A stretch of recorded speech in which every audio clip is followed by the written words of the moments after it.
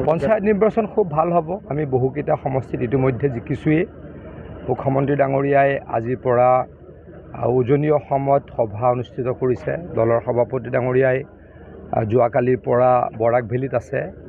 ময়ো কেইবাখনো মিটিং উত্তৰ অসমত কৰি আহিছোঁ আৰু সকলোৱে মিটিং কৰি আছে।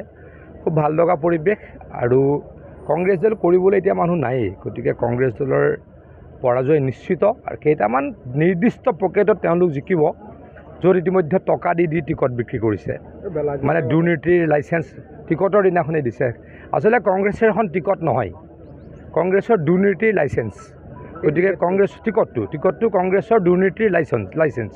গতিকে এনেকুৱা দলৰ পৰা মানুহে কিবা ভাল পাব বুলি আশা নকৰে। এতিয়া লাভ নাই। পঞ্চায়ত নিৰ্বাচন খুব ভাল হ'ব। আমি বহুকেইটা সমষ্টিত ইতিমধ্যে জিকিছোৱেই। মুখ্যমন্ত্ৰী ডাঙৰীয়াই আজিৰ পৰা উজনি অসমত সভা অনুষ্ঠিত কৰিছে। দলৰ সভাপতি ডাঙৰীয়াই যোৱাকালিৰ পৰা বৰাক ভেলীত আছে। ময়ো কেইবাখনো মিটিং উত্তৰ অসমত কৰি আহিছোঁ আৰু সকলোৱে মিটিং কৰি আছে। খুব ভাল লগা পৰিৱেশ আৰু কংগ্ৰেছ দল কৰিবলৈ এতিয়া মানুহ নায়েই, গতিকে কংগ্ৰেছ দলৰ পৰাজয় নিশ্চিত। আৰু কেইটামান নিৰ্দিষ্ট পকেটত তেওঁলোক জিকিব, য'ত ইতিমধ্যে টকা দি টিকট বিক্ৰী কৰিছে, মানে দুৰ্নীতিৰ লাইচেঞ্চ টিকটৰ দিনাখনেই দিছে।